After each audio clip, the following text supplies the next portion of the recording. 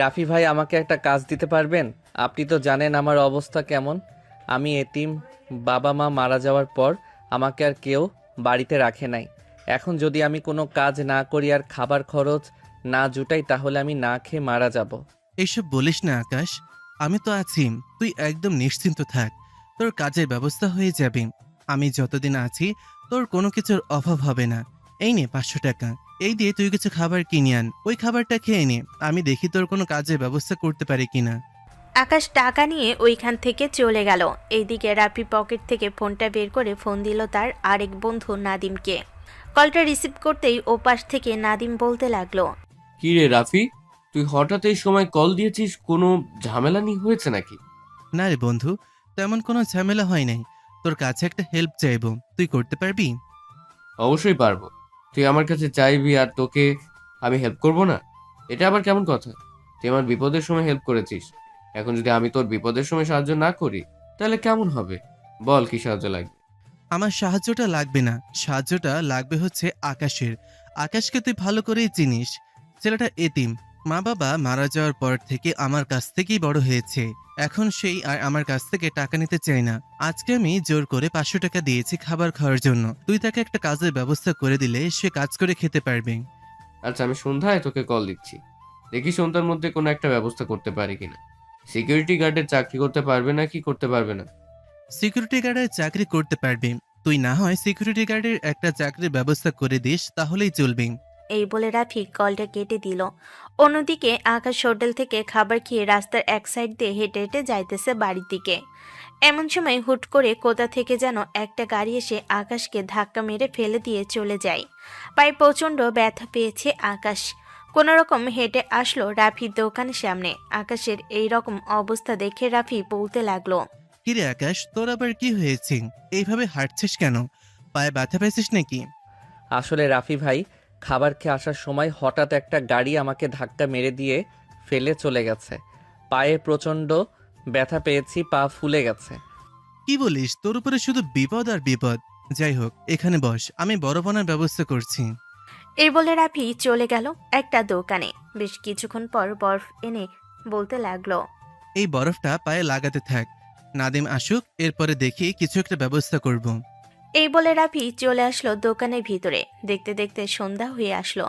সন্ধ্যা 7টা। নাদিম আর আকাশ বসে আছে। এমন সময় নাদিম বলতে লাগলো, আকাশ, তোমার চাকরি কনফার্ম হয়ে গেছে।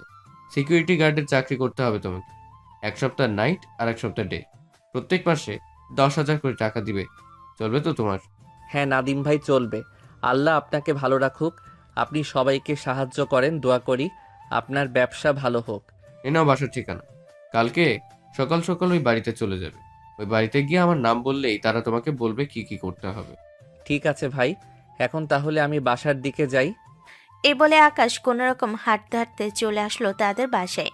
বাড়িটাও ভাড়া নিয়ে থাকে আকাশ। বিছানায় চুপচাপ শুয়ে আছে আর মনে মনে বলতেছে, আমার জীবন কি এইভাবেই চলবে নাকি আমার জীবন পরিবর্তন হবে?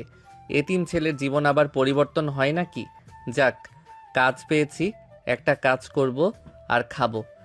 এইসব চিন্তা ভাবনা করতে করতে আকাশ ঘুমিতে সে পাড়ি জমালো। পরের দিন সকাল সকাল ঘুম থেকে উঠে রেডি হয়ে চলে আসলো ওই বাড়ির সামনে। কয়েকবার কলিং বেল দিতেই একটা মেয়ে এসে দরজা খুলে দিল। আকাশকে দেখে ধমক দিয়ে বলতে লাগলো, এই মিয়া, সকাল সকাল আরেকজনের বাসায় এসে কলিং বেল দিতেছেন কেন? আপনার কি জ্ঞান বুদ্ধি বলতে কিছুই নেই? আসলে ম্যাডাম, এই বাড়িতে আমি সিকিউরিটি গার্ডের চাকরি করতে এসেছি। নাদিম ভাই আমাকে পাঠিয়েছে। আপনার নাম আকাশ? হ্যাঁ, আমার নাম আকাশ। ভেতরে আসেন, এসে বসেন। আব্বু নিচে নামতেছে।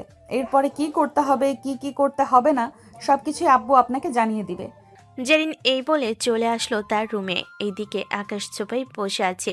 প্রায় আধা ঘন্টা ধরে উপর থেকে কারো নামার কোনো খবর নেই। প্রায় 40 মিনিট পর একজন ভদ্রলোক নিচে নামলো। আকাশ দাঁড়িয়ে সালাম দিয়ে আবারও বসে পড়ল।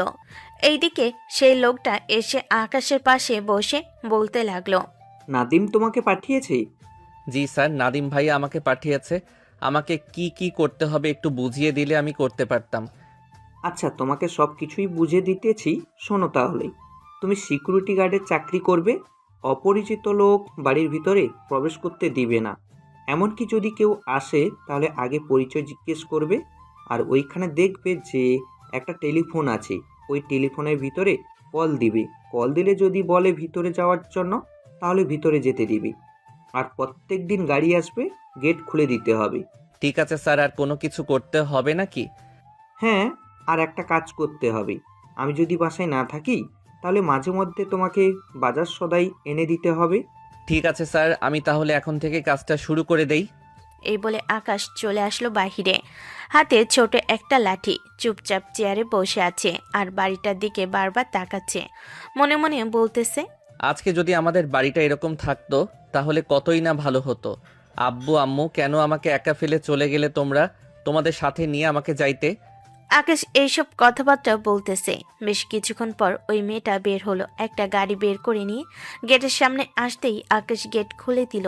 মেয়েটা যেই বাহিরে বের হতে যাবে এমন সময় বলতে লাগলো, কিরে, আমি যে বাইরে বের হচ্ছি, আমাকে সালাম দিলি না তুই? তুই জানিস না নাকি আমাকে যে সালাম দিতে হয় এবং এই বাড়ির প্রত্যেককে সালাম দিতে হয়? আগে কখনো সিকিউরিটি গার্ডের কাজ করিস নাই নাকি? না ম্যাডাম, আগে কখনো সিকিউরিটি গার্ডের কাজ করি নাই। আকাশ সালাম দিতেই মেয়েটা ওইখান থেকে চলে গেল গাড়ি নিয়ে কলেজের উদ্দেশ্যে। বেশ কিছুক্ষণ পর মেয়েটা চলে আসলো কলেজে। গাড়িটা পার্কিং করে তার বান্ধবীদের সাথে গিয়ে বসে পড়ল। জেরিনকে দেখে তার বান্ধবী সুমাইয়া বলতে লাগলো, কিরে জেরিন, তোদের বাসায় দেখলাম নতুন একটা সিকিউরিটি গার্ড রেখেছিস মনে হয়। আগেরটা কোথায় গেছে? চলে গেছে নাকি? হ্যাঁ, আগের ওই চলে গেছে, কিন্তু এই ছেলেটাকে দেখলে কেমন যেন লাগে। খুব সাধারণ ছেলেদের মতো, কোনো স্টাইল নাই, মনমরা হয়ে সবসময় বসে থাকে। আরে নতুন চাকরি বুঝিস না, এমনই হয় সব সময় নতুন চাকরিতে। সুমাইয়া এসব বলতেছে। অন্যদিকে জেরিনের আব্বু গাড়ি বের করে গেটের সামনে এসে আকাশকে উদ্দেশ্য করে বলতে লাগলো, আকাশ, তুমি সকালের খাবারটা ভিতরে গিয়ে খেয়ে নিও। 10টার দিকে গেলেই তোমাকে খাবার দিবে বাড়ির কাজের মেয়ে, আমি বলে রেখেছি। ঠিক আছে স্যার। জেরিনের আব্বু অফিসের দিকে রওনা দিল। এইদিকে আকাশ সেই আগের মতোই চুপচাপ বসে রইল চেয়ারে। বেশ কিছুক্ষণ বসে থাকার পর হঠাৎ বাড়ির দরজা খুলে কাজের মেয়ে এসে আকাশকে উদ্দেশ্য করে বলতে লাগলো, ভাইয়া আপনাকে ভেতর থেকে বলেছে যে খাবার খেয়ে আসার জন্য। রান্নাবান্না সব কিছু কমপ্লিট হয়ে গেছে। আপনি গেটটা ভালোভাবে লাগিয়ে দিয়ে এরপরে ভেতরে এসে খাবার খেয়ে নেন। ঠিক আছে, আপনি যান, আমি আসতেছি কিছুক্ষণের মধ্যে। আকাশ গেট ভালোভাবে লাগিয়ে দিয়ে চলে আসলো বাড়ির ভিতরে। খাবার টেবিলে না বসে নিচে বসে খাবার খাচ্ছে। এটা দেখে জেরিনের আম্মু বলতে লাগলো, কি ব্যাপার, তুমি নিচে বসে খাবার খাচ্ছ কেন? তোমাকে কি বলেছি নিচে বসে খাবার খাওয়ার জন্য? টেবিলে বসে খাবার খাও তুমি। না ম্যাডাম, আমি নিচে বসেই খাবার খেতে পারি। সব সময় তো নিচে বসেই খাবার খেয়ে এসেছি। হুট করে টেবিলে বসলে খাবার খেতে পারবো না। আমি নিচে বসেই খাবার খেয়ে নেই। জেরিনের আম্মু আর জোরাজোরি করলো না। খাবার খাওয়ার মাঝখানে হঠাৎ জেরিনের আম্মু বলে উঠল, আকাশ, তোমার বাসায় কে কে আছে? বিয়ে করে ফেলেছো নাকি তুমি? আরে না ম্যাডাম, কি যে বলেন না। এতিম ছেলেকে আবার কেউ বিয়ে করতে চায় নাকি? নিজের খাবার খরচটা জুটাতে কষ্ট হয়ে যায়, আবার কি না এতিম ছেলেকে বিয়ে করবে কেউ? এতিম ছেলে মানে? তোমার বাবা মা কোথায়? তাদের কি হয়েছে? রাস্তায় গাড়ি অ্যাক্সিডেন্টে মারা গিয়েছে তারা। আমি ছোট থাকতেই মারা গিয়েছে। পরে আমাকে এলাকার একজন বড় ভাই আছে, সে আমাকে এতটুকু বড় করেছে, খাইয়ে পরিয়ে। ও আচ্ছা, আই অ্যাম রিয়েলি সরি। আমি জানতাম না। জানলে কখনোই তোমাকে এইসব কথা মনে করিয়ে দিয়ে কষ্ট দিতাম না। আরে না ম্যাডাম, কষ্টের কি আছে? আপনি জানেন না, তার জন্যই তো জিজ্ঞেস করেছেন। এখানে কষ্টের কিছু নেই। আচ্ছা আমি এখন যাই, নিচে যদি কেউ আসে তাহলে তো গেটে শব্দ করবে। নিচে গিয়ে বসে থাকি। এখন কেউ আসবে না, দুপুর 12টার দিকে জেরিন আসবে। তুমি না হয় এখন একটু এখানে বসে রেস্ট করো। আর তোমার বাহিরের খাবার খেতে হবে না, প্রত্যেক দিন আমাদের বাড়িতে খাবে। না ম্যাডাম, আপনাদের বাড়িতে খেলে আমি খাবারের টাকাটা আপনাদেরকে দিব। কেন? আমি কি তোমার কাছ থেকে খাবারের টাকা চাইছি নাকি? আপনি না চাইলেও আমি পুরো মাস খাবার খাবো আর আপনাকে টাকা দিব না, এটা আবার কেমন কথা? আপনি প্রত্যেক মাসে আমার টাকা থেকে খাবারের টাকা কেটে নেবেন। আকাশ এইসব কথাবার্তা বলতেছে। প্রায় 1 ঘন্টা আরও নানান বিষয়ে কথাবার্তা বলে চলে আসলো বাইরে। চুপচাপ চেয়ারে বসে আছে। এমন সময় জেরিনের গাড়ি আসলো। আকাশ দরজা খুলে দিতে জেরিন গাড়িটা বাড়ির ভিতর পার্ক করে চলে গেল। অন্যদিকে আকাশ গেট লাগিয়ে বসে আছে। প্রায় 1 ঘন্টা পর দোতলা থেকে জেরিন আকাশকে ডাক দিয়ে বলতে লাগলো, এই নে 500 টাকা, দোকান থেকে আমার জন্য পুরি আর সিঙ্গারা নিয়ে আয়। বাকি যে টাকা থাকবে ওই টাকাটা দিয়ে তুই কিছু খেয়ে নিস। আকাশ দরজাটা ভালোভাবে লাগিয়ে দিয়ে চলে আসলো দোকানে। পুরি আর সিঙ্গারা নিয়ে খেতে লাগলো। বেশ কিছুক্ষণ পর চলে আসলো বাসায়। কলিং বেল দিতেই কাজের মেয়েটা এসে দরজা খুলে দিল। আকাশের হাতে থাকা টাকা আর পুরি সিঙ্গারা দিয়ে বলতে লাগলো, এইগুলো ম্যামের রুমে দিয়ে আসেন, আমাকে আনার জন্য টাকা দিয়েছিল। ঠিক আছে, আমি দিয়ে আসতেছি। এই বলে কাজের মেয়েটা ওইখান থেকে চলে গেল। এইদিকে আকাশ আবারও নিচে এসে চেয়ারে বসে রইল। বেশ কিছুক্ষণ বসে থাকার পর উপর থেকে জেরিন বলতে লাগলো, কিরে, তোকে না বলেছিলাম যে টাকাগুলো থাকবে ওই টাকাগুলো তোর কাছে রেখে দিয়ে তুই খেয়ে নিবি, তাহলে তুই টাকাগুলো ফেরত দিলি কেন? আসলে ম্যাডাম, আমি বাহিরের জিনিস তেমন বেশি খাই না, তাই টাকাগুলো ফেরত দিয়ে দিছি। আপনার যদি আরও কিছু লাগে তাহলে টাকাগুলো দিয়েন, আমি আপনার জন্য আরও কিছু এনে দিব। ঠিক আছে, যখন যা লাগবে তাই এনে দিতে হবে। এগুলো রেখে দে তোর কাছে। আকাশ আবারও টাকাগুলো নিয়ে রেখে দিল। অন্যদিকে জেরিনের আম্মু জেরিনের রুমের ভিতরে ঢুকতে দেখতে পেল জেরিন পুরি আর সিঙ্গারা খাইতেছে। এটা দেখে জেরিনের আম্মু বলতে লাগলো, কি রে, তুই ছেলেটাকে দিয়ে এত কিছু আনিয়েছিস, তাকে কিছু টাকা দিলেও তো পারতি, সে কিছু খেতে পারতো। আম্মু, আমি টাকা দিয়েছিলাম 500 টাকা, বলেছিলাম যে পুরি আর সিঙ্গারা আনার জন্য। সে আমাকে এনে তো দিয়েছে, কিন্তু আবার টাকাগুলো পাঠিয়ে দিয়েছে। পরে আমি ওই টাকাগুলো তাকে আবার দিয়েছি কিছুক্ষণ আগে। ও আচ্ছা, বেশ ভালো করেছিস। আর তুই যদি বাহির থেকে কোনো খাবার নিয়ে আসিস, ভালো খাবার হলে 2 প্যাকেট নিয়ে আসবি। 1 প্যাকেট আকাশকে দিবি, আর 1 প্যাকেট তুই খাবি। তাকে দিতে যাব কেন? সে তো আমাদের বাসার দারোয়ান, তাকে দিলে কি হবে আমার? তুই হয়তো জানিস না, আকাশ ছেলেটা এতিম, তার মা বাবা গাড়ি অ্যাক্সিডেন্টে মারা গেছে। ও আচ্ছা, এখন বুঝতে পারছি তুমি কেন বলেছ। আচ্ছা, আমি যদি তাকে নিয়ে বাহিরে মাঝে মধ্যে ঘুরতে যাই, তাহলে কি তোমাদের কোনো আপত্তি থাকবে? না, আপত্তি থাকবে না। ছেলেটাকে দেখে তো মনে হচ্ছে খুবই ভালো। তবে আরও কয়েকটা দিন যাক, ভালোভাবে দেখ, যদি ভালো হয় তাহলে না হয় ঘুরতে নিয়ে যাবি। আচ্ছা আম্মু। জেন তার আম্মুর সাথে এইসব কথাবার্তা বলতেছে। বেশ কিছুক্ষণ এসব কথাবার্তা বলার পর জেন এর আম্মু চলে গেল তার রুমে। এইদিকে জেরিন কল দিল তার বান্ধবী সাদিয়াকে। সাদিয়া কলটা রিসিভ করতে জেরিন বলতে লাগলো, কিরে, তোরা কোথায় আছিস? এক্ষুনি আমাদের বাসায় আয়, আর আসার সময় বিরিয়ানি নিয়ে আসিস 5 থেকে 6 প্যাকেট। ঠিক আছে, আমরা 1 ঘন্টার মধ্যেই তোদের বাসায় আসছি, আর আসার সময় বিরিয়ানি নিয়ে আসবো। এই বলে সাদিয়া কলটা কেটে দিল। অন্যদিকে আকাশ চেয়ার থেকে উঠে বাড়িটা ঘুরে ঘুরে দেখতে লাগলো বাহির থেকে। বেশ কিছুক্ষণ বাড়িটা ঘুরে ঘুরে দেখার পর আবারও চেয়ারে এসে বসে পড়ল। প্রায় 1 ঘন্টা পর সাদিয়া এবং তার সাথে আরও কয়েকজন বান্ধবী আসলো। দরজায় ধাক্কা দিতেই আকাশ দরজাটা হালকাভাবে খুলে বলতে লাগলো, কে আপনারা? এখানে কি চাই আপনাদের? আমরা জেরিনের বান্ধবী, ভেতরে যেতে দিন আমাদেরকে। 2 মিনিট এখানে দাঁড়ান, আমি ভিতরে কল দিয়ে জিজ্ঞেস করতেছি। আকাশ যেই কল দিতে যাবে, এমন সময় উপর থেকে জেরিন আকাশকে উদ্দেশ্য করে বলতে লাগলো, আকাশ, দরজাটা খুলে দাও, ওরা আমার বান্ধবী। ঠিক আছে ম্যাডাম, দরজাটা খুলে দিতেছি। আকাশ দরজাটা খুলে দিতে জেরিনের বান্ধবীরা সবাই চলে গেল উপরে। সবে বিরিয়ানি খাচ্ছে, আর একটা বিরিয়ানির প্যাকেট এক সাইডে রেখে দিয়েছে। জেন এটা দেখে সাদিয়াকে বলতে লাগলো, কিরে, তুই এই প্যাকেট ওইখানে রেখে দিয়েছিস কেন? বিশেষ কেউ আছে নাকি? না, বিশেষ কেউ নেই, ওইটা রেখে দিয়েছি ওই দারোয়ানের জন্য, মানে ওই ছেলেটার জন্য রেখে দিয়েছি। আম্মু বলেছে যে আমি যদি ভালো কিছু খাই তাহলে তার জন্য আলাদা একটা প্যাকেটে নিতাম। তোদেরকে তো বলেছিলাম বেশি করে নিয়ে আসার জন্য, তোরা বেশি করে নিয়ে এসেছিস। ও আচ্ছা, ভালোই হয়েছে। এক কাজ কর, ছেলেটাকে দিয়ে আরো কিছু আনিয়ে নে দোকান থেকে। তোর আব্বু তো এখন বাসায় নেই, দোকান থেকে কিছু জিনিস আনিয়ে রাখলেই পারিস তাকে দিয়ে। এখন আর কিছু আনার দরকার নেই, আমি বাসায় আসার পর তাকে দিয়ে অনেক কিছু আনিয়েছি, এখন আর কিছু আনতে হবে না। তাহলে তাকে বল আমাকে কিছু জিনিস এনে দেওয়ার জন্য, আমি নাম লিখে দিচ্ছি। তুই বাসায় যাওয়ার সময় কিনে নিতে পারবি না নাকি? তাকে খাটানোর কি আছে? সে তার দায়িত্ব পালন করতে থাক, আমাদের এত কিছুর দরকার নেই তাকে দিয়ে কেনানোর। কি ব্যাপার, হঠাৎ তুই এত চেঞ্জ হয়ে গেলি কি করে? আগের দারোয়ানকে দিয়ে তো সব কিছু আনিয়ে নিতি, তাহলে তাকে দিয়ে আনাতে পারবি না কেন? তাকে দিয়ে আনালে কি সমস্যা হবে তোর? অনেক সমস্যা আছে, তাই তো বলেছি যে তাকে দিয়ে আনাতে পারবো না। তাহলে আর কি বলার, যেহেতু আনতেই পারবি না তাহলে আর জোর করে কি করব? জেরিন তার বান্ধবীদের সাথে আরও কিছুক্ষণ আড্ডা দিয়ে নিচে চলে আসলো। বাড়ির কাজে মেয়েকে দিয়ে বিরিয়ানি পাঠিয়ে দিল আকাশকে। এদিকে আকাশ বিরিয়ানি খেয়ে চুপচাপ বসে আছে। দেখতে দেখতে সন্ধ্যা হয়ে আসলো। সন্ধ্যা 7টা। আকাশ বসে আছে, এমন সময় তার বাটন ফোনটা বেজে উঠল।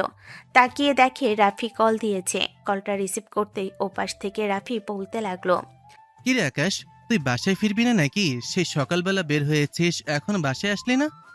আমি তো এখনো কাজ করতেছি। দেখি কিছুক্ষণ পর স্যার আসলে স্যারকে বলে বাসায় চলে যাব। আচ্ছা, তাহলে তুই বাসায় যাওয়ার সময় আমার সঙ্গে দেখা করে যাস, আমি দোকানে থাকবো। ঠিক আছে ভাইয়া। এই বলে রাফি কলটা কেটে দিল। বেশ কিছুক্ষণ যাওয়ার পর জেনের আব্বু আসলো। আকাশ জেনের আব্বুর সামনে দাঁড়িয়ে বলতে লাগলো, স্যার রাত তো অনেক হয়েছে, এখন আমি বাসায় চলে যাই। বাসায় যেতে হবে কেন? তোমাকে কাজের মেয়েটা রুম গুছিয়ে দেয় নাই নাকি? আমি তো তাকে বলে গিয়েছিলাম তোমাকে তোমার রুমটা গুছিয়ে দেওয়ার জন্য। আমাকে কি এই বাড়িতে থেকে কাজ করতে হবে? হুম, তোমাকে এই বাড়িতে থেকে কাজ করতে হবে। আমি তো আজকে কোনো কিছুই আনি নাই। আজকে বাসায় চলে যাই, কালকে সব কিছু নিয়ে আসবো। ঠিক আছে, তাহলে তুমি আজকে বাসায় চলে যাও, কালকে তোমার সকল জিনিসপত্র নিয়ে এখানে চলে আসবে। আকাশ জেনের আব্বুর কাছ থেকে বিদায় নিয়ে চলে আসলো রাফির দোকানের সামনে। এসে দেখে রাফি এখনো বসে আছে। আকাশকে দেখে রাফি বলতে লাগলো, আকাশ, আজকের কাজ কেমন হয়েছে? সবাই তোর সাথে ভালো ব্যবহার করেছে তো? হ্যাঁ রাফি ভাইয়া, সবাই আমার সাথে ভালো ব্যবহার করেছে। এমনকি আজকে আমাকে বিরিয়ানিও খাইয়েছে। কিন্তু তারা তো বলতেছে কাল থেকে নাকি তাদের বাসায় থাকার জন্য, তাদের বাসায় থেকে কাজ করতে। আমি প্রথমে মানা করেছিলাম, পরে তারা বলেছে যে তাদের বাসায় থেকেই কাজ করতে হবে। এখন আমি ভাবতেছি যে তাদের বাসায় চলে যাব। যেহেতু আরামের কাজ, তাহলে তো তোদের বাসা থেকেই কাজ করতে হবে। এতটুকু বড় করেছি, সবসময় তোকে চোখের সামনে রেখেছি, ভালো পড়ালেখা করিয়েছি। আজকে তুই আমার সামনে থেকে চলে যাবি, কেমন যেন লাগছে। আচ্ছা যাই হোক, তুই এখন বাসায় যা, কালকে সকালে সবকিছু নিয়ে চলে যাস। আমি না হয় মাঝে মধ্যে দেখা করে আসবো তোর সাথে। আকাশ ওইখান থেকে চলে আসলো তার বাসায়। বিছানায় শুয়ে পড়তে কখন যে ঘুমিয়ে গেছে খেয়াল নেই। দেখতে দেখতে রাত পার হয়ে সকাল হলো। সকাল 7টা। আকাশ ঘুম থেকে উঠে ব্যাগপত্রগুলো একটা গাড়িতে নিয়ে চলে আসলো ওইখান থেকে জেরিনদের বাসায়। আস্তে আস্তে ব্যাগপত্রগুলো ভিতরে নিয়ে আসতে লাগলো। বেশ কিছুক্ষণের মধ্যেই সব কিছু বাড়ির ভিতরে নেওয়া হলো। আকাশ জেরিন এবং জেরিনের আব্বুকে বিদায় দিয়ে ভালোভাবে গেট লাগিয়ে দিয়ে চলে গেল তার রুমে। সকল কিছু গুছিয়ে গাছিয়ে আবারও চলে আসলো গেটের সামনে। এমন সময় বাড়ির কাজের মেয়েটা এসে আকাশকে উদ্দেশ্য করে বলতে লাগলো, ম্যাডাম বলেছে যে এই সব কিছু বাজার থেকে নিয়ে আসার জন্য। আর এই নেন টাকা। বাজারে সব কিছু নেয়ার পর যে টাকা বাকি থাকবে ওই টাকাগুলো বলেছে আপনার কাছে রেখে দেওয়ার জন্য। আমি টাকাগুলো রেখে দিলে তো এটা চুরি করা হয়ে যাবে। আমি টাকাগুলো রাখতে পারবো না। আপনি নিশ্চিন্তে থাকেন, আমি ম্যাডামের হাতে সব কিছু বুঝিয়ে দিব, টাকা এবং বাজার সদাই। এই বলে আকাশ ওইখান থেকে চলে আসলো বাজারে। যা যা লিস্ট করে দিয়েছিল সব কিছু নিয়ে আকাশ চলে আসলো বাসায়। কলিং বেল দিতে বাড়ি কাজের মেয়ে এসে দরজা খুলে দিল। সোফায় বসে আছে জেরিনের আম্মু। এদিকে আকাশ জেরিনের আম্মুর সামনে সবগুলো বাজার বুঝিয়ে দিতে লাগলো। কোনটা কত টাকা নিয়েছে, কোনটা কতটুকু নিয়েছে, সব কিছু পকেট থেকে বাকি টাকাগুলো বের করে জেরিনের আম্মুর হাতে দিতেই জেরিনের আম্মু বলতে লাগলো, আকাশ, এই টাকাগুলো তোমার কাছে রেখে দাও, আমাকে দিতে হবে না। বাকি টাকাগুলো দিয়ে তুমি তোমার ইচ্ছে মতো কিছু জিনিস কিনে নিও। না ম্যাডাম, আমি এসব কিনতে পারবো না। এতিম হতে পারি, অন্যের টাকা নিয়ে কিছু কেনার দরকার নেই আমার। আমি আমার বেতন থেকে যা টাকা পাই ওই টাকা দিয়ে চালিয়ে নিতে পারবো। আরে আমি এটা তোমাকে এমনিতেই দিলাম, তুমি এই টাকাগুলো খাবে, এই টাকাগুলো রাখো তো তুমি। জেরিনের আম্মু অনেক জোরাজুরি করে আকাশের পকেটে টাকাগুলো দিয়ে দিল। দেখতে দেখতে রাত হয়ে আসলো। রাতে আকাশ গেট ভালোভাবে তালা লাগিয়ে চলে আসলো ছাদে। একা বসে আছে দোলনায় আর আকাশের দিকে তাকিয়ে আছে। তারাগুলোর মাঝে আকাশ কেমন যেন নিজেকে হারিয়ে ফেলতেছে। আকাশ মনে মনে বলতে লাগলো। আম্মু আব্বু আমাকে একা ফেলে তোমরা চলে গেছো। দেখলে এখন আমি একটা ভালো চাকরি পেয়েছি। এই বাড়ির মানুষ খুবই ভালো, আমাকে কত আদর যত্ন করে, খুব ভালো ভালো খাবার দেয়। দোয়া করো যাতে আমি তাদেরকে সবসময় সেফ রাখতে পারি ডাকাতদের হাত থেকে। আকাশ মনে মনে এসব ভাবতেছে। অন্যদিকে জেরিন কানে হেডফোন দিয়ে চলে আসলো ছাদে। আকাশকে খেয়াল করেনি। সামনের দিকে লাইট ধরতেই দেখতে পেল আকাশ বসে আছে এটা দেখে জেরিন কিছুটা ভয় পেয়ে বলতে লাগলো। এই কে তুমি? আর এখানে এভাবে বসে আছো কেন? কি ব্যাপার, কথা বলতেছো না কেন? হঠাৎ জেরিনের ডাকে আকাশের হুঁশ ফিরল। আকাশ দোলনা থেকে উঠে পিছনে তাকাতে দেখতে পেল জেরিন দাঁড়িয়ে আছে। আকাশকে দেখে জেরিন বলতে লাগলো। কি ব্যাপার আকাশ, তুমি এত রাতে এখানে কি করো? ঘরে ভালো লাগছিল না, তাই পাশের সিঁড়ি দিয়ে উপরে চলে এসেছি। আমি চলে যাইতেছি, আপনি বসে থাকেন। চলে যেতে হবে না, তুমি বসে থাকো, চলো গল্প করি। আকাশ জেরিনের পাশে চুপচাপ বসে আছে। বেশ কিছুক্ষণ বসে থাকার পর জেরিন আকাশকে উদ্দেশ্য করে বলতে লাগলো। আকাশ, তোমাকে কখনো কোনো মেয়ে প্রপোজ করে নাই? আর তুমি লেখাপড়া করো নাই নাকি? প্রপোজ করবে কি আমি এতিম, এই কথা জানলেই সবাই দূরে চলে যায়। আর আমি পড়ালেখা করেছি, অনার্স পাস করেছি, এরপরে আর পড়তে পারি নাই টাকার কারণে। তাই চাকরির জন্য কয়েকদিন ঘোরাঘুরি করেছিলাম, কিন্তু পাই নাই। পরে আরেকজনের মাধ্যমে আপনাদের বাসায় দারোয়ানের চাকরিটা পাইলাম। ও আচ্ছা, তাহলে তো তুমি খুব ভালো পড়ালেখা করেছো। দারোয়ানের চাকরি বাদ দিয়ে ভালো একটা চাকরি করলেও তো পারতে। বললাম না আপনাকে, অনেক জায়গায় ঘোরাঘুরি করেছিলাম কিন্তু চাকরি পাই নাই। এটার জন্যই তো দারোয়ানের চাকরিটা বেছে নিয়েছি। তবে এটা করতেছি, খুবই ভালো লাগতেছে। সারাদিন বসে থাকি, খুবই ভালো লাগে। ও আচ্ছা, তাহলে আর কি বলবো, এইটাই না হয় করো। তোমাকে তো আর জোরাজুরি করতে পারবো না। আচ্ছা, আমি তাহলে এখন ঘুমাতে যাই, কালকে আবার কলেজ আছে। এই বলে জেরিন চলে গেল। এইদিকে আকাশ আরও কিছুক্ষণ বসে থেকে চলে আসলো তার রুমে। অন্যদিকে জেরিনের আম্মু জেরিনের আব্বুকে উদ্দেশ্য করে বলতে লাগলো। জেরিনের আব্বু, তোমাকে একটা কথা বলবো বলবো ভাবছিলাম, কিন্তু বলে উঠতে পারছি না। কি এমন কথা বলবে শুনি? আকাশকে তো চেনো, আমাদের বাসার দারোয়ান। ছেলেটা খুবই ভালো, আমার কাছে খুবই ভালো লাগছে। এতিম হলেও কিন্তু সব কিছুই বোঝে। আজকে তাকে বাজারে পাঠিয়েছিলাম। বাজার করে বাসায় ফেরার পর সে আমাকে বাজারের বাকি টাকা ফেরত দিতেছে। আরও কয়েকজন দারোয়ানের চাকরি করেছে, তারা তো আমাদেরকে 1 টাকাও ফেরত দেয় নাই। আমি অনেক জোরাজুরি করে বাকি টাকা ছিল ওই টাকাগুলো আকাশকে দিয়ে দিয়েছি। খুব ভালো করেছো। ছেলেটা দেখতেও ভদ্র, আবার কথাবার্তা, আচার আচরণ সব কিছুতেই শান্ত স্বভাবের। আমার কাছেও ছেলেটাকে খুব ভালো লাগে। আমি চাইছিলাম কি, জেরিনের সাথে যদি আকাশের বিয়ে দেওয়া যেত তাহলে খুবই ভালো হতো। ছেলেটাও আমাদের বাসায় থাকতে পারতো, আর আমার মেয়েটাও আমাদের বাসায় থেকে যেত। আমরা রাজি হলে কি হবে? তোমার মেয়েকে তো রাজি হতে হবে। সে যদি রাজি না হয় তাহলে তো হবে না। রাজি হবে না কেন? তার ভালোর জন্যই তো আমরা সব কিছু করব। সে যদি এখানে রাজি না হয় তাহলে আর কোথায় রাজি হবে বলো? আচ্ছা, এখন এসব বিষয় নিয়ে কথা বলার দরকার নেই। আরও কয়েকটা মাস যাক, আকাশকেও আমরা দেখি। সে যদি ভালো হয় তাহলে আমার কোম্পানিতে একটা চাকরি দিয়ে দিব। সে তো পড়ালেখা করেছে। হ্যাঁ, এটা করলেই খুব ভালো হবে। আমার মেয়েও আমার কাছে থাকবে, আমার মেয়ের জামাইও আমার কাছে থাকবে। এসব কথা বলতে বলতে দুজন ঘুমের দেশে পাড়ি জমালো। অন্যদিকে জেরিনের চোখে ঘুম আসতেছে না। বারবার আকাশের সাথে কথা বলার জন্য কেমন যেন ছটফট করতেছে। একবার এই পাশ করতেছে, আরেকবার ওই পাশ করতেছে। জেন মনে মনে বলতে লাগলো। কি ব্যাপার, ছেলেটার জন্য আমার এমন হচ্ছে কেন? আগে তো কখনো কারোর জন্য এমন হয় নাই। থুর, এইসব কি সব আজেরা কথা ভাবতেছি। এসব কথা চিন্তাভাবনা করতে করতে জেরিন ঘুমের দেশে পাড়ি জমালো। পরের দিন ঘুম থেকে উঠে ফ্রেশ হয়ে বসে আছে। এমন সময় জেরিনের ফোনটা বেজে উঠল। তাকিয়ে দেখে আখি কল দিয়েছে। কলটা রিসিভ করতেই ওপাশ থেকে আখি বলতে লাগলো। কিরে, কালকে তোকে কতবার কল দিলাম রাতের বেলা, তুই লাইনে থেকেও কল রিসিভ করিস নাই কেন? আরে আমি লাইনে ছিলাম না, রাতের বেলা ফেসবুকিং করতে করতে কখন যে ঘুমিয়ে গেছিলাম।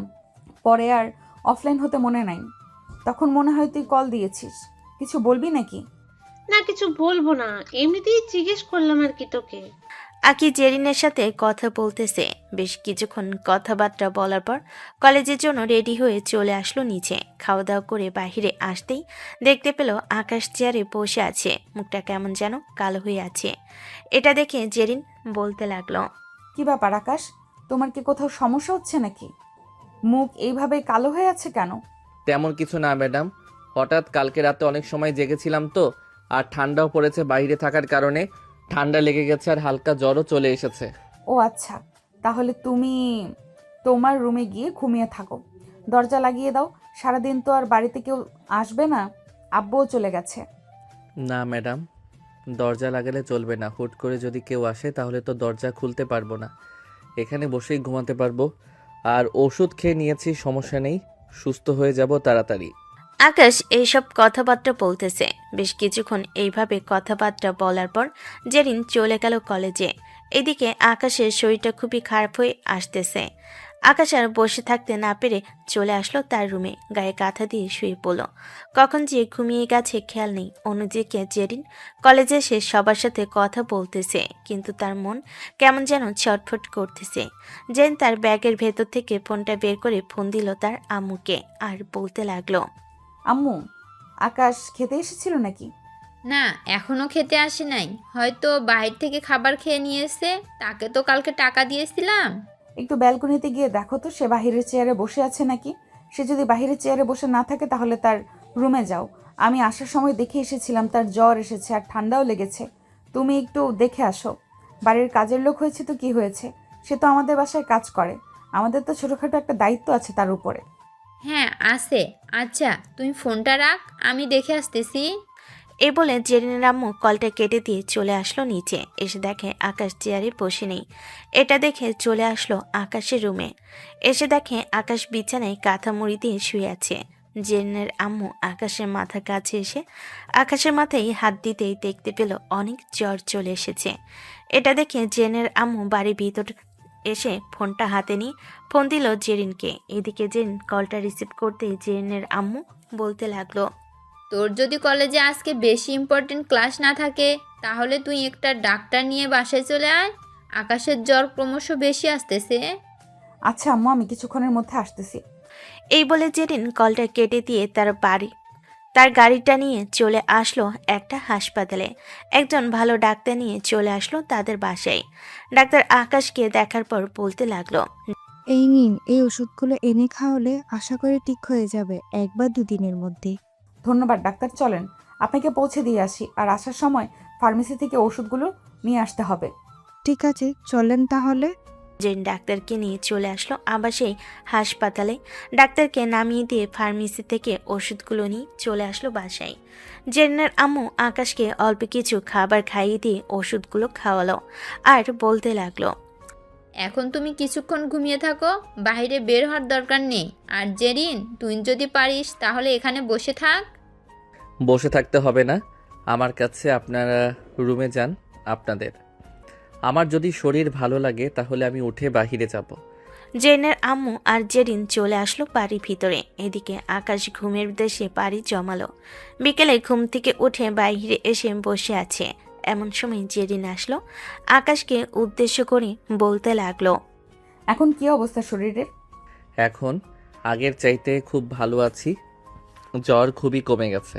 আপনাকে আর ম্যাডামকে খুবই ধন্যবাদ, আপনারা আমার সেবা যত্ন করেছেন।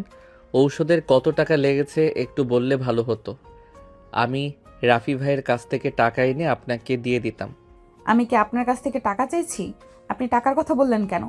চুপচাপ কাজ করতেছেন, কাজ করেন। আর যদি কখনো আপনার মুখ থেকে টাকার কথা শুনি তাহলে খবর আছে। এই বলে জেরিন ওইখান থেকে চলে আসলো তার রুমে। দেখতে দেখতে রাত হয়ে আসলো। রাতে খাওয়া দাওয়া শেষ করে বসে আছে। এমন সময় আকাশকে উদ্দেশ্য করে জেরিনের আম্মু বলতে লাগলো, আকাশ, তুমি কোন ক্লাস পর্যন্ত পড়ালেখা করেছো? আমি অনার্স পাস করেছিলাম, পরে আর পড়তে পারি নাই টাকার জন্য। ও আচ্ছা, তোমাকে যদি আমি আমার অফিসে চাকরি দেই তাহলে চাকরি করবে নাকি দারোয়ানের চাকরি করবে? যেটা আমার জন্য ভালো হবে ওইটা যদি দেন তাহলে খুবই ভালো হতো, আমি কিছু টাকা সঞ্চয় করতাম।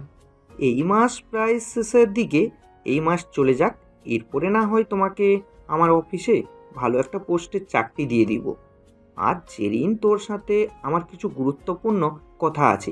তুই খাওয়া দাওয়া করে আমার রুমে যাস। ঠিক আছে আব্বু।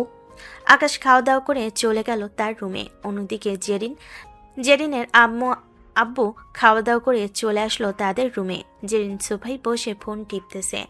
এমন সময় তার আব্বু বলতে লাগলো, আচ্ছা জেরিন, আমরা তোর ভালো চাই সব সময়, তাই না? হ্যাঁ, তোমরা আমার আব্বু আম্মু, আমার ভালো চাইবে না তো আর কার ভালো চাইবে বলো? হ্যাঁ, তাহলে আমরা যেটা বলি সেটা মানতে পারবি?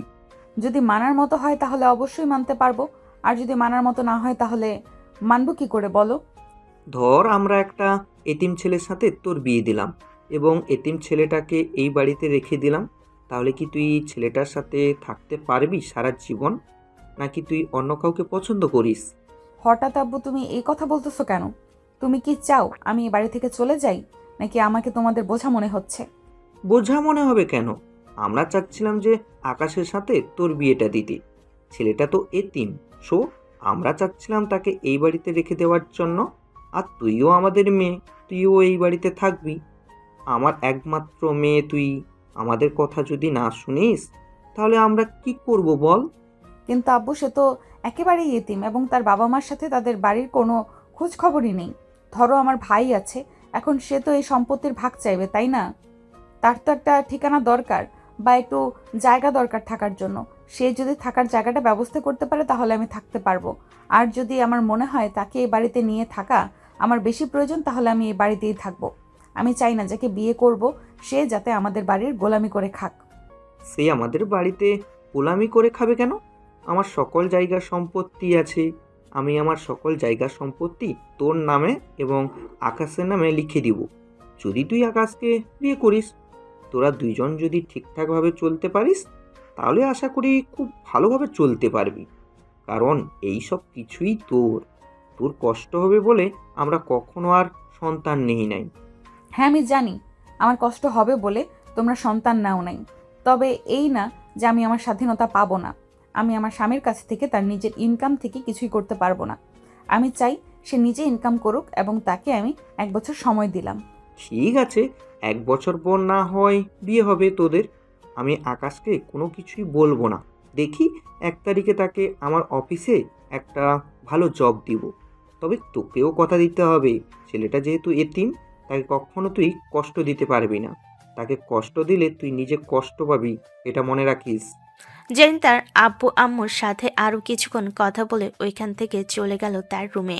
বেশ কিছুক্ষণ যাওয়ার পর জেরিনের আব্বু বলতে লাগলো, শুনেছো জেরিনের আম্মু জেরিনের কথাগুলো? হ্যাঁ শুনলাম, তোমার মেয়ে যা বলেছে তা তো যুক্তিকর কথা। সে যেহেতু 1 বছর সময় দিয়েছে আকাশকে, তাহলে 1 বছর পর না হয় আকাশের সাথে বিয়ে দেওয়া হবে। আর আকাশকে এখন কিছুই বলার প্রয়োজন নেই, সে তার মতো সব কিছু করতে থাকুক। হ্যাঁ, আমিও চাই আকাশ তার মতো সব কিছু করতে থাকুক। জেরিনের আব্বু এসব কথাবার্তা বলতেছে জেরিনের আম্মুর সাথে। দেখতে দেখতে রাত পার হয়ে সকাল হলো। পরের দিন সকাল 10টা। জেরিন চলে আসলো কলেজে। এমন সময় আখি জেরিনকে উদ্দেশ্য করে বলতে লাগলো, কি রে জেরিন, বাসায় কিছু হয়েছে নাকি?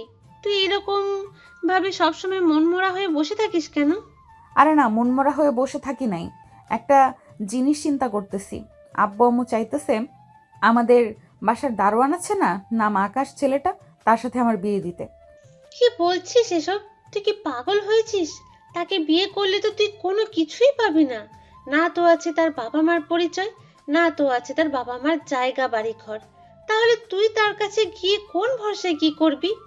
আমিও তো এসব চিন্তা ভাবনা করতেছি, তবে আব্বুকে 1 বছরের সময় দিয়েছি আর বলেছি যে সে যদি এই 1 বছরের মধ্যে কিছু করতে পারে তাহলে আমি তাকে বিয়ে করতে পারবো। আর যদি 1 বছরের মধ্যে কিছু না করতে পারে তাহলে আমি তাকে বিয়ে করব না। আর একটু ভেবেচিন্তে দেখিস, ছেলেটা এমনিতেও এতিম। ধর তুই প্রেগনেন্ট, এখন তোর দেখাশোনা কে করবে যদি তোর শ্বশুর শাশুড়ি না থাকে? আচ্ছা তোকে আমি কিছু কথা বলি।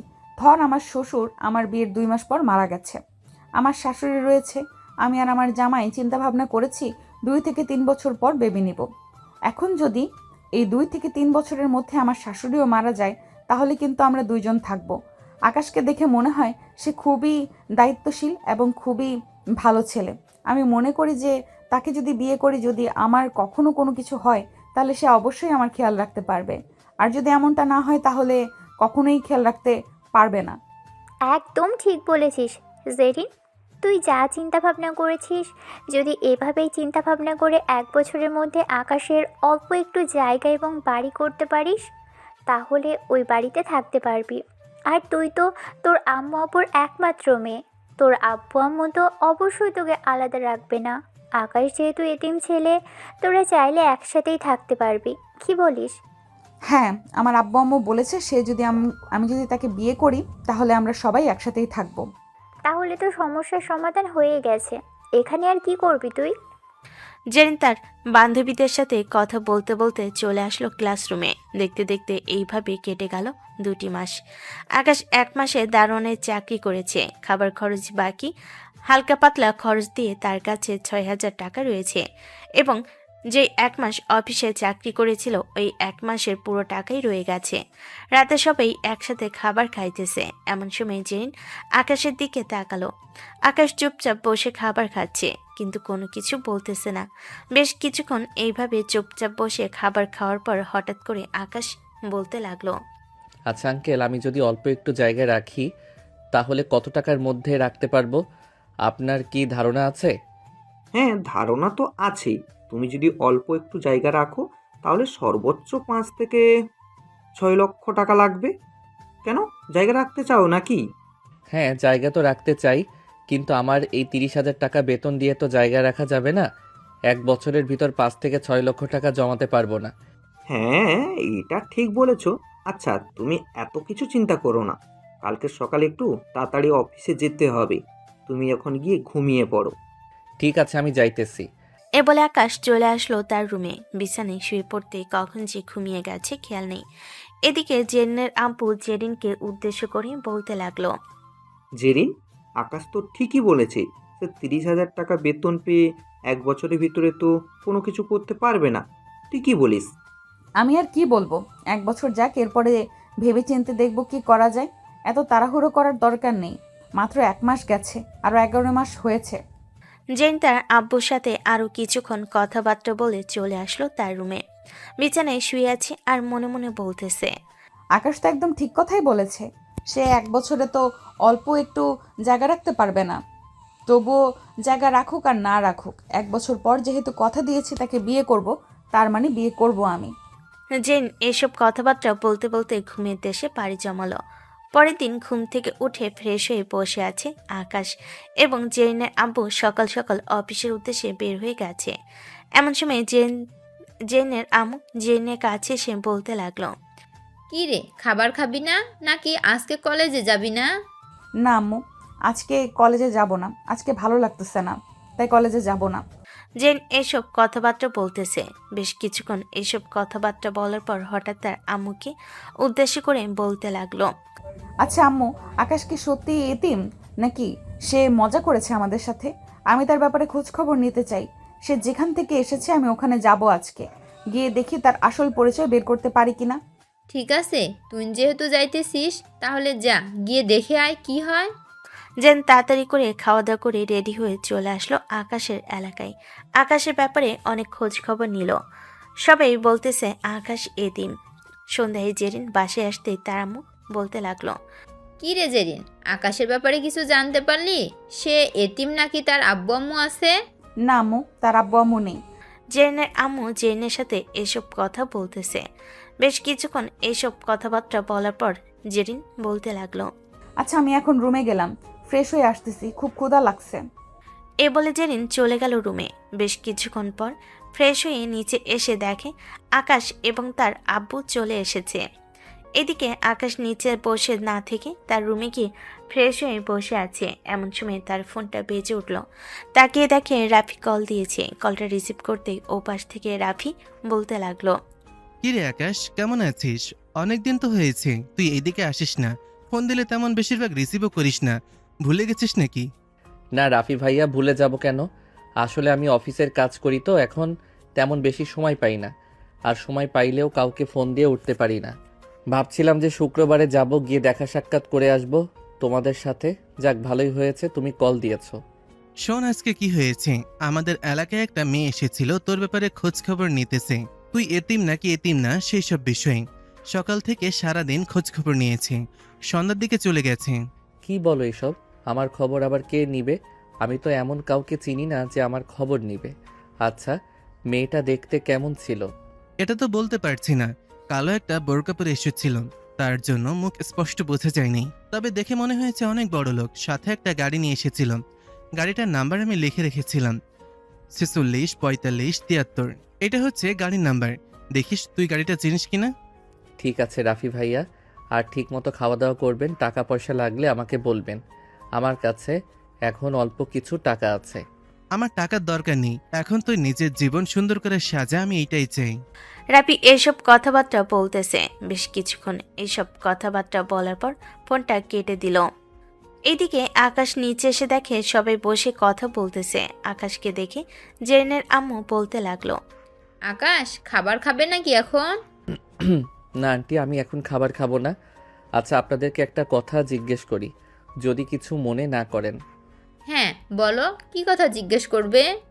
464573 এটা গাড়ির নাম্বার প্লেটের সংখ্যা। আমার জানা মতে এই গাড়িটা আপনাদের। আর আপনাদের বাড়ি থেকে কি কেউ আমার ব্যাপারে খোঁজ খবর নিতে গিয়েছিল যেখানে আমি বড় হয়েছিলাম ওখানে? জেরিনের আম্মু জেরিনের দিকে তাকালো। এইদিকে জেরিন আকাশকে উদ্দেশ্য করে বলতে লাগলো, হ্যাঁ গিয়েছিল, তাতে কি হয়েছে? কোনো সমস্যা হয়েছে নাকি? না, কোনো সমস্যা হয় নাই। ওই এলাকায় আমার তো একজন বড় ভাই আছে, সে আমাকে কল দিয়েছিল একটু আগে, বলতেছে যে এরকম এরকম বিষয়, তাই আর কি জিজ্ঞেস করলাম। আচ্ছা আকাশ, এইসব কথাবার্তা বাদ দাও এখন। আমার কথা শোনো, কালকে তোমার আর অফিসে যাওয়ার দরকার নেই। কালকে তেমন বেশি কাজ থাকবে না, আমি একাই সামলে নিতে পারবো। তুমি জেরিনের সাথে জেরিনের খালাদের বাসা থেকে ঘুরে আসবে। যেদিন কালকে তুই আকাশকে নিয়ে তোর খালাদের বাসা থেকে ঘুরে আসবি। ঠিক আছে আব্বু, আমি না হয় কালকে আকাশকে নিয়ে আমার খালামণিদের বাসায় থেকে ঘুরে আসব। আকাশ চুপচাপ তাদের কথা শুনতেছে, কিন্তু কোনো রেসপন্স করতেছে না, কারণ সে কোনো রেসপন্স করতে পারবে না এখানে। সে তাদের বাসায় খাওয়া দাওয়া করে এমনকি থাকে, তারা চাকরিও দিয়েছে, তারা যা বলে তাই করতে হবে। দেখতে দেখতে রাত 11টা বেজে গেল। সবাই খাওয়া দাওয়া করে সবাই সবার রুমে চলে গেল। এদিকে আকাশ চুপচাপ বসে আছে। বেশ কিছুক্ষণ বসে থাকার পর আকাশ মনে মনে বলতে লাগলো, আমার ব্যাপারে মনে হয় জেরিন খোঁজ খবর নিয়েছে, কিন্তু সে কেন আমার ব্যাপারে খোঁজ খবর নিতে যাবে? কেউ তো আর কারো ব্যাপারে এমনি এমনি খোঁজ খবর নেয় না, হয়তো দরকার পড়েছে তাই খোঁজ খবর নিয়েছে। যাই হোক, আমি এখন ঘুমাই। এ বলে আকাশ ঘুমিয়ে সে পাড়ি জমালো। পরের দিন ঘুম থেকে উঠে ফ্রেশ হয়ে বসে আছে, এমন সময় জেরিন আসলো। আকাশকে চুপচাপ বসে থাকতে দেখে বলতে লাগলো, রেডি হয়ে নেন, আমরা 2 থেকে 3 দিন থাকবো। এতদিন যদি থাকি তাহলে অফিস দেখাশোনা করবে কে? অফিস তো দেখাশোনা করার দরকার, স্যার তো একা অফিস দেখাশোনা করতে পারবে না। আপনাকে অফিসে নিয়ে চিন্তা করতে হবে না, অফিস আব্বু দেখে নিবে, সাথে ম্যানেজার আছে, তারাও দেখতে পারবে। আপনি আমার সাথে চলেন, 10 মিনিটের মধ্যে ব্যাগপত্র গুছিয়ে ফেলবেন। এই বলে জেরিন চলে গেল তার রুমে। বেশ কিছুক্ষণ অপেক্ষা করার পর আকাশ রেডি হয়ে বাইরে চলে আসলো। এইদিকে জেরিনও রেডি হয়ে বাইরে চলে এসেছে। দুইজন খাওয়া দাওয়া করে চলে আসলো বাইরে। আকাশ জেরিনের পাশে বসে আছে। এদিকে জেরিন ড্রাইভিং সিটে বসে ড্রাইভ করতেছে। হঠাৎ জেরিন তার একটা হাত আকাশের হাতের উপরে রাখলো। আকাশ তাড়াতাড়ি করে তার হাতটা সরিয়ে ফেলল। এটা দেখে জেরিন বলতে লাগলো, হাত সরিয়ে ফেলেছেন কেন? আমি কি আপনাকে বলেছি হাত সরিয়ে ফেলার জন্য? আপনি তো বলেন নাই, কিন্তু আমি ভাবছি হয়তো কোথাও টিপ দিবেন তাই হাত সরিয়ে ফেলেছি। জেরিন গাড়িটা স্লো করে চালাতে লাগলো আর বাম হাতে আকাশের হাত ধরার চেষ্টা করতেছে। এটা দেখে আকাশ বলতে লাগলো, কি ব্যাপার, আপনি আমার হাত ধরার চেষ্টা করতেছেন কেন? হাত ধরলে সমস্যা আছে নাকি? সমস্যা থাকতেই পারে, তাই তো জিজ্ঞেস করেছি। আপনি আমার ম্যাডাম হয়ে আমার হাত ধরেছেন, এটা কেমন দেখায় না? কেমন দেখাবে আবার? আমার দরকার পড়েছে তাই আমি তো হাত ধরেছি, আর এই হাত আমি সারা জীবন ধরে রাখবো। আকাশ জেনের কথার কোনো মানে বুঝে নাই, তাই চুপ হয়ে আছে। বেশ কিছুক্ষণ যাওয়ার পর জেরিন বলতে লাগলো, তুমি কালকে জিজ্ঞেস করেছিলাম তোমার ব্যাপারে কে গিয়েছিল জানতে? হ্যাঁ, জিজ্ঞেস করেছিলাম, আর আমি জানি এটা আপনি ছাড়া আর কেউ না। আমার ব্যাপারে জিজ্ঞেস করে কি করবেন? দরকার ছিল তাই জিজ্ঞেস করেছি। আজকে খালামণিদের বাসায় যেতেছি, ওইখানে গিয়ে খালাতো বোনদের সাথে কোনো কথা বলবেন না আপনি, আর যদি বলেন তাহলে আপনার খবর আছে। আমি অপরিচিত ব্যক্তি, আমি কেন তাদের সাথে কথা বলতে যাব? আর আমাকে না নিয়ে আসলেই ভালো হতো। অপরিচিত জায়গায় আমি যদি কাউকে কোনো কিছু করে বসি তখন কি হবে? তখন কোনো কিছুই হবে না, যেটা বলেছি সেটা করেন। জেরিন এইসব কথাবার্তা বলতেছে। বেশ কিছুক্ষণ এইসব কথাবার্তা বলার পর চলে আসলো তার খালামণিদের বাসায়। গাড়ি থেকে নেমে বাড়ির সামনে এসে কলিং বেল দিতেই তার খালাতো বোন সনিয়া এসে দরজা খুলে দিল। জেরিনকে দেখে জড়িয়ে ধরে বলতে লাগলো, কেমন আছো আপু? অনেকদিন পর দেখা হয়েছে তোমার সাথে। আগের মতো আর তুমি আমাদের বাসায় আসো না? আগের মতো আর তোদের বাসায় আসি না, কারণ আমারও পড়ালেখার চাপ, আবার মাঝে মধ্যে আব্বুর অফিসে যেতে হয়, তাই এখানে আসা হয় না। খালামণি কোথায়? আম্মু তো রান্না করতেছে, ভিতরে আসো। জেরিন বাড়ির ভিতরে চলে আসলো। বেশ কিছুক্ষণ বসে থাকার পর জেরিন বলতে লাগলো, সোনিয়া, ফাঁকা আলাদা রুম আছে নাকি? হ্যাঁ আছে। ওনার জন্য নাকি? হ্যাঁ, আকাশ চলো তোমাকে রুমে দিয়ে আসি, তুমি ফ্রেশ হয়ে নাও। ঠিক আছে, চলেন তাহলে। সোনিয়া, জেরিন আর আকাশ চলে আসলো একটা রুমে। রুমটা দেখিয়ে দিয়ে দুজন চলে গেল। এদিকে আকাশ ফ্রেশ হয়ে বিছানায় শুয়ে আছে, অন্যদিকে সোনিয়া আর জেরিন সোফায় বসে আছে। এমন সময় সোনিয়া বলতে লাগলো, জেরিন আপু, ওই ছেলেটা কে? আগে তো কখনো তোমাদের বাসায় দেখি নাই। তোমার ফ্রেন্ড নাকি? ফ্রেন্ড নাকি অন্য কিছু, এসব জেনে তুই কি করবি?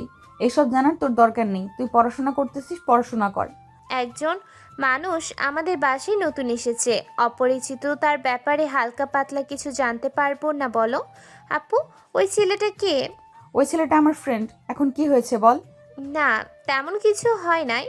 দেখতে শুনতে মাশাল্লাহ অনেক সুন্দর। আব্বু আম্মুকে পাঠাবো তাদের বাসায়, তোমার কাছ থেকে তাদের বাসার ঠিকানা নিয়ে। তার উপরে চোখ দেওয়ার আগে আমার সাথে কথা বলিস, চোখ দুইটা উঠেই ফেলবো তোর। যাকে দেখিস তাকেই ভালো লাগে, তাই না? কানের নিচে যখন দুইটা পড়বে তখন বুঝতে পারবি। জেনের কথা শুনে সোনিয়া চুপ হয়ে রইল, আর কোনো কিছু বলতেছে না। দেখতে দেখতে দুপুর হয়ে আসলো। দুপুরে খাওয়া দাওয়া করে জেরিন চলে আসলো আকাশের রুমে। এসে দেখে আকাশ খাওয়া দাওয়া করে এসে বসে আছে। আকাশকে উদ্দেশ্য করে জেরিন বলতে লাগলো, আকাশ চলো, আমরা এখন বাইরে যাব ঘুরোঘুরি করার জন্য। তুমিও যাবে আমার সাথে। আমাকে যেতে হবে কেন? আপনারা যান, আমি একটু ঘুমাই। ঘুমালে চলবে না।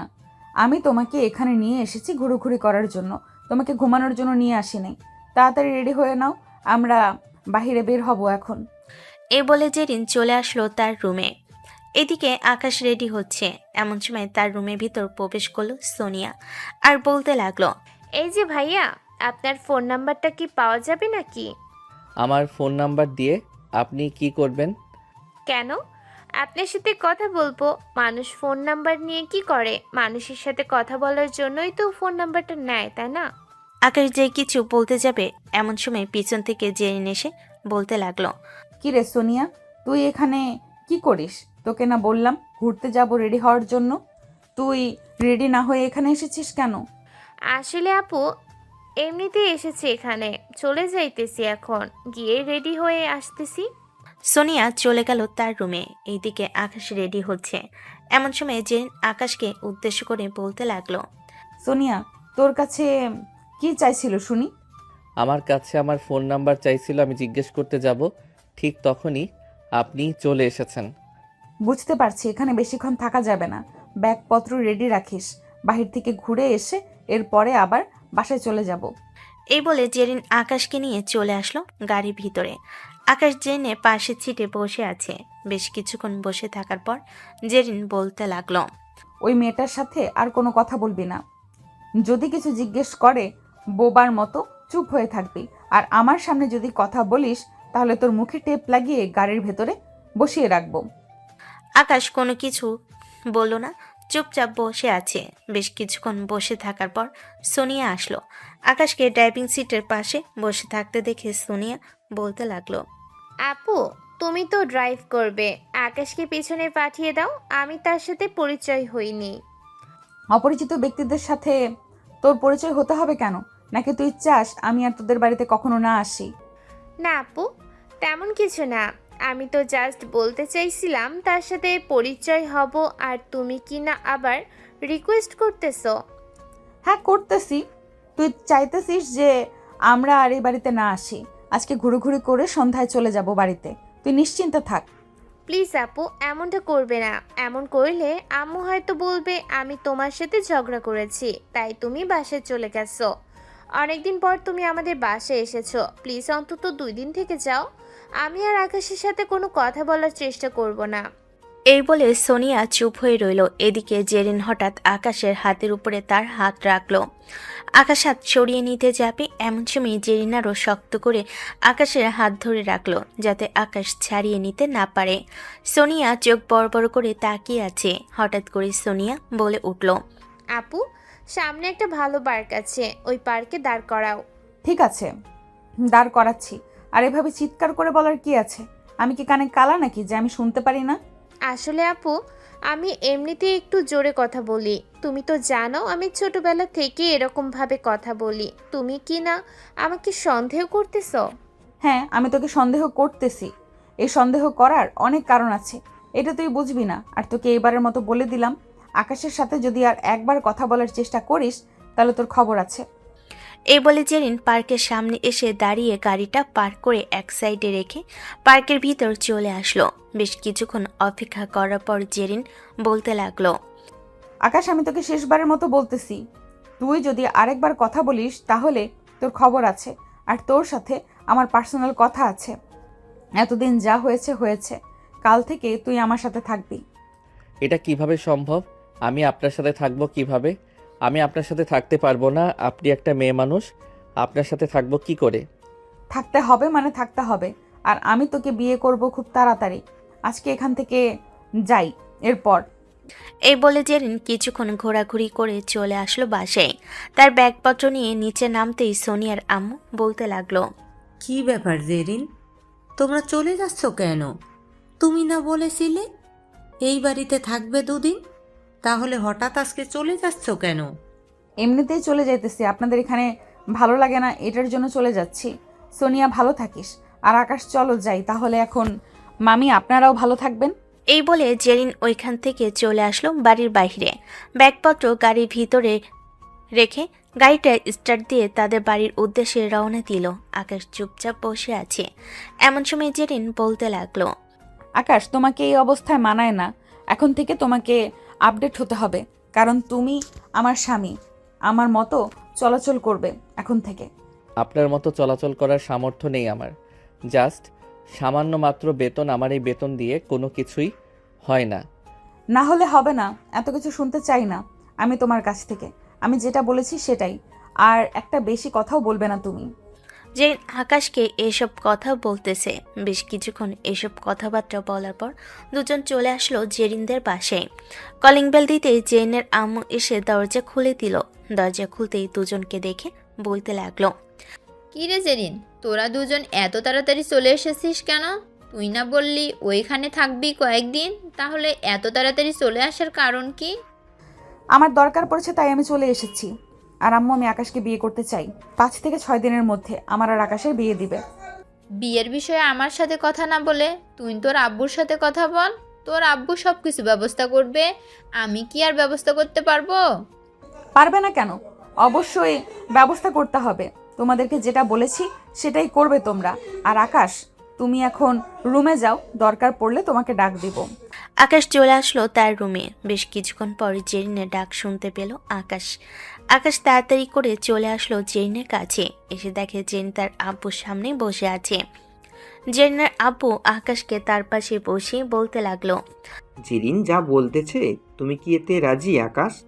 রাজি থাকলে আমাকে বলো, আর রাজি না থাকলে আমাকে বলতে পারো। যেহেতু উনি চাইতেছে বিয়ে করার জন্য, আমি ওনার কাছে আরও কিছুটা দিন সময় চাই। 1 সপ্তাহ বা 2 সপ্তাহ ওনার কাছে সময় চাই। উনি যদি সেই সময়টা দেয় তাহলে আমার জন্য ভালো হবে।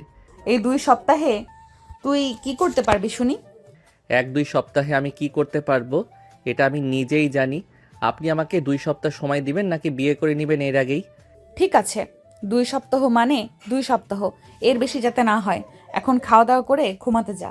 আকাশ খাওয়া দাওয়া করে চলে আসলো তার রুমে। বিছানায় শুয়ে শুয়ে মনে মনে বলতেছে, কিছু দিতে তো পারবো না, কিন্তু আমার তরফ থেকে আমি যেটা পারি সেটাই তাকে দিতে হবে। আকাশ এসব কিছু চিন্তা ভাবনা করতেছে। এমন সময় আকাশ তার ফোনটা হাতে নিয়ে ফেসবুকে ঢুকে একটা পেজে নক দিল। বেশ কিছুক্ষণ কয়েকটা গহনার কালেকশন বের করে ওগুলো অর্ডার দিয়ে দিল। পরের দিন সকালে আকাশ আবারও জেনের আব্বুর সাথে চলে আসলো অফিসে। বসে বসে কাজ করতেছে, এমন সময় দারোয়ান এসে আকাশকে উদ্দেশ্য করে বলতে লাগলো, আকাশ, তোমাকে নিচে ম্যাডাম ডাকতেছে, বলেছে যে এখনই যাওয়ার জন্য নিচে যেতে। তুমি নিচে গিয়ে ম্যাডামের সাথে দেখা করে আসো। আকাশ তার কাজ বন্ধ রেখে চলে আসলো নিচে। এসে দেখে জেরিন দাঁড়িয়ে আছে গাড়ি নিয়ে। আকাশ জেরিনের কাছে আসতে জেরিন বলতে লাগলো, ভেতরে কাজ আছে নাকি? বেশি কাজ না থাকলে গাড়িতে ওঠ, তোকে নিয়ে একটা জায়গায় যাব। ভিতরে কিছু কাজ আছে আজকে, আমি যেতে পারবো না আজকে, আপনি যান। আর কাজ শেষ হলে যদি সময় পাই তাহলে আপনাকে কল দিয়ে বলবো। ঠিক আছে, কল দিয়ে বলিস, কিন্তু কল দিয়ে বললে আমি চলে আসব তোকে নিয়ে যাওয়ার জন্য। এই বলে জেরিন ওইখান থেকে চলে গেল। আকাশ আবার অফিসের ভিতরে সে কাজ করতে লাগলো। দেখতে দেখতে এভাবে কেটে গেল 2টি দিন। সন্ধ্যায় আকাশ বসে আছে, এমন সময় তার ফোনটা বেজে উঠল। তাকিয়ে দেখে অপরিচিত নাম্বার থেকে কল এসেছে। কলটা রিসিভ করতে ওপাশ থেকে ডেলিভারি ম্যান বলতে লাগলো, আপনার নাম কি আকাশ? আপনার একটা ডেলিভারি এসেছিল, আপনি যে ঠিকানা দিয়েছেন সেই ঠিকানায়। আচ্ছা, আপনি 2টা মিনিট অপেক্ষা করেন, আমি টাকা নিয়ে আসতেছি। এই বলে আকাশ চলে আসলো তার রুমে। টাকা নিয়ে নিচে নামতে জেরিন বলতে লাগলো, কিরে, টাকা নিয়ে কোথায় যাইতেছিস এই সন্ধ্যার সময়? কোথাও না, বাহিরে একটু কাজ আছে, এটার জন্য যাইতেছি। আপনি বসে থাকেন, 2 মিনিট লাগবে আসতে। এই বলে আকাশ চলে আসলো বাইরে। ডেলিভারি বয়ের কাছ থেকে যে জিনিসগুলো অর্ডার দিয়েছিল ওই জিনিসগুলো নিয়ে চলে আসলো বাড়ির ভিতরে। আকাশের হাতে এত পার্সেল দেখে জেরিন বলতে লাগলো, কিরে, তোর হাতে এত পার্সেল কেন? আর এসব পার্সেল কার জন্য অর্ডার করেছিস? এইসব পার্সেল সবগুলোই আপনার জন্য অর্ডার দিয়েছে। আপনি দেখেন, যদি পছন্দ হয় তাহলে নেবেন, আর পছন্দ না হলে আবার ফেরত দিয়ে দিব। জেরিন সবগুলো জিনিস পরে পরে আয়নার সামনে গিয়ে দাঁড়িয়ে দেখতে লাগলো। সবগুলো জিনিস পছন্দ হয়েছে জেরিনের। আকাশ জেরিনকে উদ্দেশ্য করে বলতে লাগলো, আমার এতটাও সামর্থ্য নেই যে আপনাকে অনেক কিছু দিতে পারবো, তাই আমার তরফ থেকে আপনাকে সামান্য কিছু জিনিস দিলাম। যা দিয়েছি সেটাই চলবে। এইগুলো জিনিসের জন্য 2 সপ্তাহ সময় চেয়েছিলি নাকি? হ্যাঁ, 2 সপ্তাহ সময় চেয়েছিলাম, এখন তো নিয়ে এসেছি। এখন আপনি যে কোনো সময় বিয়ে করতে পারেন, কিন্তু আজকে না। আজকে রাত হয়ে গেছে, প্রায় অনেক, 9টা বেজে গেছে। ঠিক আছে, আজকে করব না বিয়ে, কালকে বিয়ে করব। খাওয়া দাওয়া করে ঘুমাতে যা। জিন এইসব কথাবার্তা বলতেছে। এদিকে আকাশ এবং জেনের আব্বু আম্মু সাথে জেরিনও খাওয়া দাওয়া করে আকাশ চলে আসলো তার রুমে। এদিকে জেরিন বেশ কিছুক্ষণ পর আকাশের রুমে এসে দেখে আকাশ শুয়ে শুয়ে মোবাইলে মুভি দেখতেছে। জেনকে আসতে দেখে আকাশ বলতে লাগলো, আমাকে ডাক দিলেই তো আমি চলে যেতাম, আসার দরকার কি ছিল? দরকার ছিল তাই এসেছি। এখন ঘুমা, তোকে এক নজর দেখে গেলাম। তুই করে বলতেছি, কিছু মনে করিস না। এই বলে জেরিন চলে গেল তার। আর এইদিকে আকাশ ঘুমের দেশে পাড়ি জমালো। পরের দিন আকাশ এবং জেনের আব্বু অফিসের দিকে রওনা দিল। দুপুর 2টার মধ্যে সকল কাজ শেষ করে চলে আসলো বাসায়। কলিং বেল দিতেই জেরিন এসে দরজা খুলে দিল। দুজন বাড়ির ভিতরে ঢুকে ফ্রেশ হয়ে ছোপে এসে বসতেই জেরিন বলতে লাগলো, আব্বু, কাজী সাহেব কখন আসবে? কাজী সাহেবকে বলে এসেছি সন্ধ্যার মধ্যে তিনি চলে আসবে। আর এত তাড়াহুড়া লাগিয়েছিস কেন? বিয়ে তো তোদের দুজনের হবে, অন্য কারোর তো হবে না, তাই না? জেরিন তার আব্বুর কথা শুনে কিছুই বলল না, চুপচাপ বসে রইল। দেখতে দেখতে সন্ধ্যা হয়ে আসলো। হঠাৎ কলিং বেলের শব্দ শুনতে পেয়ে জেরিন বলতে লাগলো, তুমি বসো আম্মু, আমি দেখে আসতেছি কে এসেছে। এই বলে জেরিন সোফা থেকে উঠে চলে আসলো দরজার সামনে। দরজা খুলতেই দেখতে পেল কাজী দাঁড়িয়ে আছে। কাজী সাহেবকে বাড়ির ভিতর নিয়ে আসলো। বেশ কিছুক্ষণ অপেক্ষা করার পর কাজী বলতে লাগলো, কার কার বিয়ে করাতে হবে একটু আইডি কার্ড এবং নাম ঠিকানা বলে ফেলেন। জেরিনের আব্বু এবং আকাশ সবকিছুই বলে ফেল। বেশ কিছুক্ষণের মধ্যে তাদের বিয়েটা হয়ে গেল। কাজী বিয়ে পড়ানো শেষ করে চলে গেল। এইদিকে সবাই টুকটাক কথা বলতেছে। টুকটাক কথা বলতে বলতে রাত হয়ে আসলো। রাতে খাওয়া দাওয়া করে আকাশ জেরিনের সাথে চলে আসলো জেরিনের রুমে। বেশ কিছুক্ষণ অপেক্ষা করার পর জেরিন আকাশকে উদ্দেশ্য করে বলতে লাগলো, চলেন এখন 2 রাকাত নফল নামাজ আদায় করে আমাদের নতুন জীবন শুরু করি। হ্যাঁ, চলেন। জেরিন আর আকাশ দুজনে 2 রাকাত নফল নামাজ আদায় করে বিছানায় এসে বসল। দুজন নীরবতা পালন করতেছে। বেশ কিছুক্ষণ নীরবতা পালন করার পর আকাশ জেরিনকে উদ্দেশ্য করে বলতে লাগলো, অনেক তো হয়েছে, এখন আমি ঘুমাই, রাতও অনেক হয়ে গেছে, অনেক ঘুমে ধরেছে আমার। আজকে রাতে কেউ ঘুমায় নাকি? আজকে সারা রাত আমাকে আদর করতে হবে তোর।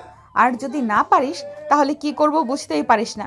বেশি কিছু বুঝিয়ে বললাম না। আকাশ বেশি কিছু না বলে আস্তে আস্তে জেরিনের দিকে এগিয়ে যেতে লাগলো। এদিকে জেরিনও আকাশের দিকে এগিয়ে যাইতেছে। বেশ কিছুক্ষণ এগিয়ে যাওয়ার পর দুজনের ঠোঁট একত্রিত করে দিল। বাকিটা ইতিহাস, এর বাইরে আর কিছু বলা যাবে না। আপনাদেরকে সব কিছু বলে ফেলে আপনারা পরে আরও অনেক কিছু বলবেন। তারা দুজনই সুখের সাগরে ভাসতে থাকুক।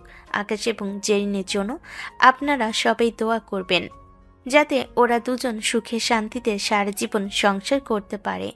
আজকের গল্পটা এ পর্যন্তই। সবাই ভালো থাকবেন, সুস্থ থাকবেন। ধন্যবাদ।